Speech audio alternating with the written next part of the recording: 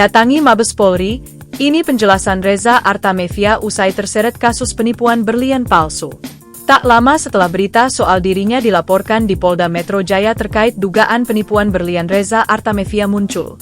Tak lama setelah berita soal dirinya dilaporkan di Polda Metro Jaya terkait dugaan penipuan berlian Reza Artamevia muncul.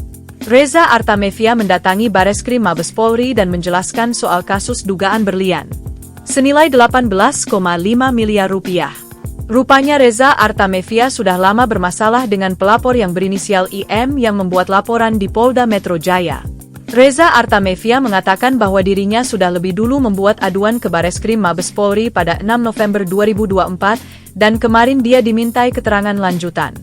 Rupanya Reza Artamevia sudah lama bermasalah dengan pelapor yang berinisial IM yang membuat laporan di Polda Metro Jaya.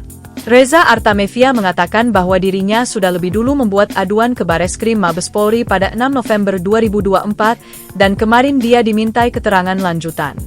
Saya udah melakukan pengaduan ini sejak tanggal 6 November.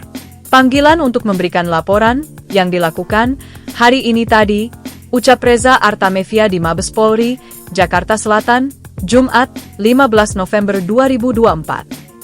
Ibunda Aliyah Masaid ini menjelaskan jika seharusnya pemeriksaan atas laporan dirinya dilakukan pekan depan, yaitu Selasa, 19 November 2024. Harusnya saya dimintai keterangan sebagai korban, itu harusnya hari Selasa 19 November nanti tapi karena kuasa hukum saya gak bisa jadi dipercepat, sambung mertua Tarik Halilintar ini.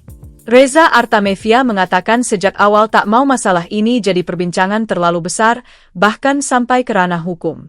Namun karena tidak ada itikat baik dari pihak terlapor terkait uang penjualan berlian, Reza Artamevia pun memilih untuk menyerahkan urusannya ke pihak berwajib. Saya pribadi sebetulnya gak mau ramai-ramai ya, pengen menemukan titik terang yang baik, ungkapnya.